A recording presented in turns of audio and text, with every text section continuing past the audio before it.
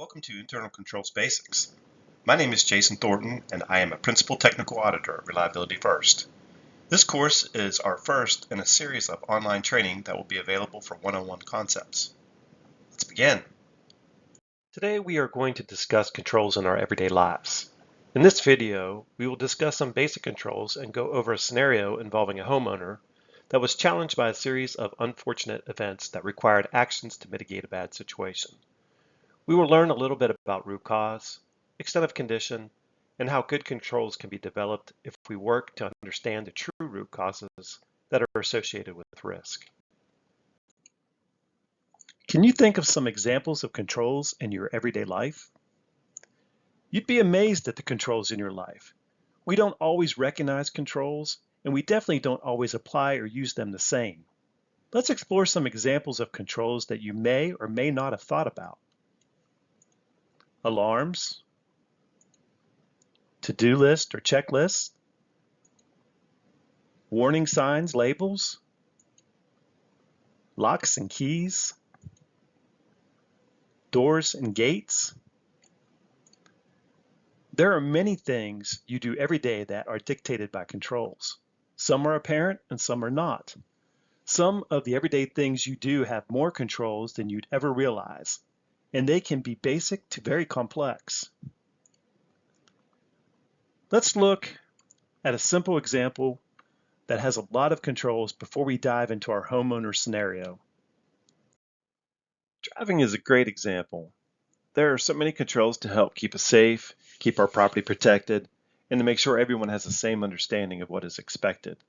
Can you think of some examples of controls that are in place for driving? Vehicle keys control who has access or the ability to operate the vehicle. Alarm sensors, awareness of abnormal conditions that could cause damage or harm. A valid driver's license, control through training. You have to pass a written test and a driving test. Highway patrol, continuous monitoring to ensure everyone is doing the right thing. Pavement markings, controls directions, turning, access, and much more. Signs and stoplights, visual indications that direct us on appropriate actions. A parking lot gate, restricting access to only authorized vehicles and people. Before you drive, it is important to understand the risk of not understanding or abiding by the controls that are in place to keep you and others safe. You have been trained to respect these controls. Ask yourself these questions. If a stoplight isn't working, do you stop? We hope you would. Why do you stop? Was it part of your training? Is it awareness that this is an area where vehicles intersect? Was it a learned behavior? If you see a police officer, are you more mindful about how you are driving? We hope you are. Why are you more mindful? Is it because you could be fined for violating the rules? Is it because that is what everyone else does? Are you one of those people that speeds and then when you see a police officer you go 10 miles per hour under the speed limit? Just asking, because overcorrection doesn't negate the violation. Think about it. If a sensor beeps in your vehicle, do you look to see why? You better. You know that alarms and lights are a bad sign, and bad things happen when you ignore them. If you are the only one on a two-lane road, do you cross the yellow line? We hope not. You should understand that rules apply even when others aren't watching. Another important concept to keep in mind. Let's think about it. What are some leading causes of vehicle accidents? Driving during bad weather is a good example. We should try to avoid situations like driving during a blizzard, but sometimes we get caught in inclement weather. That is when we must be more mindful of the situation and drive responsibly and within our vehicle's capabilities. It wouldn't be a good idea to continue to drive the posted speed limit on a highway covered in snow and ice. Speeding. Why do we do it? A feeling that we are pressed for time or everyone around us is speeding? The only limits for speed control is the person driving and the maximum capable speed. Scary thought, right? Running a stoplight or stop sign. This happens way too often. Poor judgment by a driver to not respect the rules can cause serious harm. Losing control. This is usually caused due to speed, distracted driving, inclement weather, or failure of some sort, like a blown tire is a good example. Distracted driving. Have you ever witnessed a distracted driver? So basically, the overall theme for driving accidents is human performance. Even with layers of controls in place, driving relies heavily on human responsibility and performance. Let's continue to think about it. What can be done to remove the human element from driving or improve human performance? Any ideas? Speeding. What if every car had a governor control and was not allowed to exceed the posted speed limit? Most newer cars will alert you if you are driving more than 5 miles per hour over the posted speed limit, but your ability to speed is not restricted. Having a governor control could be viewed as a preventative control. Lane assist already exists in newer vehicles and gives the driver a warning if you start to go outside the lane without signaling. This type of warning could be viewed as a preventative control because it is stopping an undesired action. Sensors. Vehicles have all kinds of sensors these days to detect obstacles or failed equipment. These sensors could be detective, after the fact, or indicating an undesirable condition before something happens, preventative. Autonomous vehicles. No human input except inputting a destination. They are coming. This removes the human performance factor and could be considered a corrective control. Let's get into our homeowner scenario. Some of the content may seem a little extreme, but it is intended to invoke thought about risk, norms, root cause, mitigation, and controls. As we go through this scenario, think about what you would do and try to guess the outcomes of the homeowner's actions. You are probably more knowledgeable than you think about risk, root cause, mitigation, and controls. Let's begin. You buy a new house. You'd expect to have lockable exterior doors. Why would you expect that? Required by law? Legacy knowledge that all houses have lockable exterior doors. You really don't know why. That would be an expectation. Well, part of the expectation is that you have learned what is required through life experiences and norms. You'd quickly realize that this is a vulnerability and must be fixed before you'd even consider moving in. At least we hope you would think that.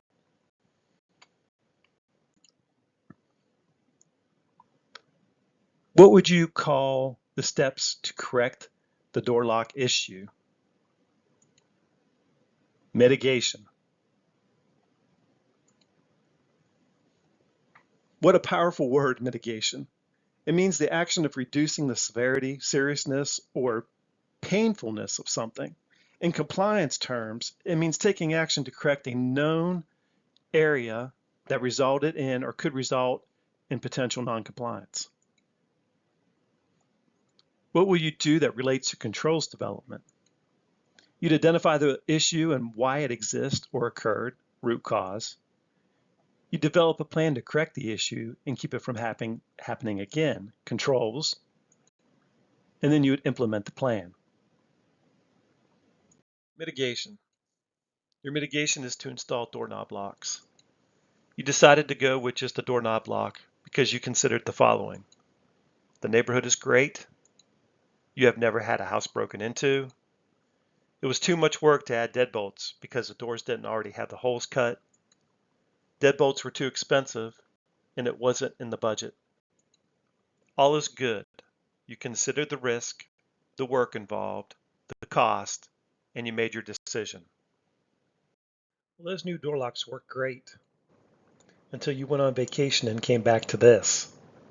How could this be? What are you thinking now? The new doorknob locks didn't work. My house has been vandalized. How can I stop this from happening again? Well, since this is training, we are sure you suspected the doorknob locks wouldn't be enough. How does the homeowner's actions apply to our thinking in the compliance world? Meaning, how often do we fix the immediate apparent problem?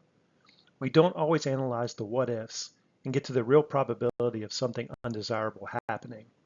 Let's see what the homeowner does next. So mitigation 2. You are determined to never let this happen again. You decide the best mitigation is to add deadbolts, change the wood doors to steel doors. Problem solved. The homeowner is definitely frustrated. Having a home break-in can be very emotional. Buying new doors and all new locks isn't cheap, but it will help stop an intruder. Do you think the homeowner thought about all of the what ifs? Is he or she good to go? What do you think?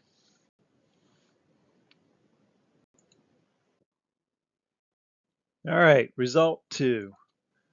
Those new deadbolts worked great. No problems until this happened. How could this be? You never thought about the other areas or access points. What are you thinking now? Since they can't break down the door, they are coming through the windows. Maybe my neighborhood isn't that great. My house has been vandalized again. This is the homeowner's second break-in. These break-ins are causing a lot of stress, and each time valuables were taken. This is very frustrating for the homeowner, and frustration can lead to overcorrection. Any thoughts on what the homeowner should do? Did I hear somebody say move? This is a great option, but unfortunately they are stuck and have to find a way to protect themselves. Mitigation number 3. You know how we talked about the homeowner overcorrecting? Well, he went crazy this time, boarded up all the windows and doors to make sure nobody could get in. But you know he quickly realized that you can't do that because you can't get in or out either. Not a good idea. Mitigation 3A. You come to your senses, sort of, and you decide to add some bars on the windows. This should make the house secure from all intruders and keep your family and valuables safe. You decide that this fix was easy to implement, cost-effective, a good deterrent. Problem solved again. You are thinking, let someone get in now. I've made my home so secure and I don't have to worry about intruders anymore. Let's analyze mitigation 3A. All was good until the unfortunate fire. You got stuck in the bedroom and were unable to crawl out the window because of those stupid bars. Luckily, the fire department got there quick and nobody got hurt.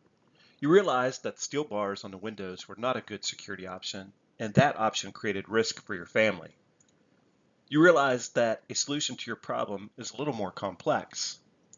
So there's a balance to controls, and having a good balance requires analyzing the impacts of the controls you implement.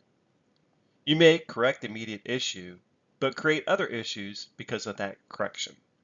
How does this look in the compliance world? Would you analyze controls for effectiveness and impact? And to make matters worse, since the fire and the removal of the bars from the windows, you had someone break into your house while your family was home. You really need to get this corrected, and you've already spent a lot of time and money on solutions that haven't prevented the issue. But you are determined, and you know there is a way. Your first thoughts are, how do I correct this? How do I prevent future issues? And finally, how do I detect something is happening or that it has happened? So let's talk about the approach to mitigation and some of the resulting controls. How can we correct the issue? 1, we need to identify the extent of the issues. In this case, we have individuals breaking into our home in various ways. We have learned from experience that windows and doors are vulnerable and must be monitored or reinforced for protection. Second, we need to think about root cause. We need to ask why. Why are people choosing our home to break into? Why aren't they deterred? As you explore the whys, it could lead to more whys, which leads to more questions and a better solution. Third is risk. What is the risk if the issue is not corrected? Risk is a big part of why you are trying to correct the issue. In this scenario, it is about the safety of your family and protecting your valuables. Fourth is the development of the plan. A lot of effort should be spent here ensuring all gaps are closed. But as we learned in our example, you can have too much of something that creates other issues. You could say that more doesn't necessarily mean better. Fifth, we need to execute the plan. We put all of those mitigating activities in place to help ensure success. And sixth, we monitor the success of your plan, and we continuously validate that the measures in place are continuing to work. In this case, we hope that no more break-ins occur. What are some preventative controls in this scenario? So signs, which are visual aids that will deter bad behavior. We could add better locks, which is a physical barrier that makes it more difficult for the intruder. We could install a security system. A breach will create an audible alarm and may automatically contact authorities. We could add lights. We recognize that most bad activities happen in the cover of darkness, so the brighter you can make it, the better. We could also add cameras. The thought of being identified is a great deterrent. And finally, how can we detect it? Which means something bad has already happened, but detecting it early may stop the event from becoming worse. We could put in an alarm system that monitors all doors and windows. We could add motion lights. In addition, we could add glass break sensors because the door and window alarms only work if they are opened. And finally, we could add a notification system that will let us know if something happens when we are not home. All in all, we have a lot to consider and a lot to do. So what does the final mitigation look like? You end up installing a security system that has the following: alarms on all the doors and windows, motion detectors inside the house, which is another layer of defense, glass break detectors, again, another layer of defense, fire detectors, because you learn from the fire, and this is an additional enhancement, 24/7 security company monitoring with police and fire response, cameras, signs with security company logos on the doors and windows, motion lights around the house. Finally, you get a big dog and make it clear that he or she is not friendly. What did you end up doing? You put in controls to correct, prevent, and/or detect unwanted actions by others and remove the risk of reoccurrence. It took a couple of revisions to your corrective actions to get it to a better place because your initial corrections revealed more vulnerabilities. In the end, you started thinking at a higher level about what ifs, extent of condition, and root cause. Those thoughts extended beyond just the security of your home and included protection of your family and valuables from all threats. In this instance, you included fire detection. You ended up having a lot of mitigating activities that were well beyond the simple addition of doorknob locks. These added layers of protection will ultimately reduce the risk of an undesired event. What did we learn about controls? Controls come in many forms. The homeowner example helps us understand that mitigation and effective controls often need to go beyond the single point of failure. It is important to understand the extent of condition and risk so that measures can be taken to secure all vulnerabilities. The outcome of mitigation and establishment of controls may reveal vulnerabilities or improve security and/or safety in other areas. Digging deep for root cause is vitally important. And finally, often a single layer of protection will not suffice. Adding multiple layers will help correct, prevent, and detect. This concludes our Controls 101 training. Thank you for participating.